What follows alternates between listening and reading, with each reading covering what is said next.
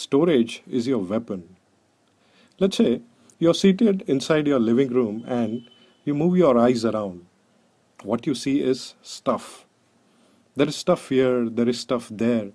There are so many things. There are so many variety of things. Your room is full of stuff. So many items lying around that it makes you feel bad about it. Well, you got a problem. What you need is storage. Storage has two benefits. Storage helps you to store stuff in most efficient manner. In minimum space, you store maximum items. That is first benefit. The other benefit is storage takes things away from your eyesight.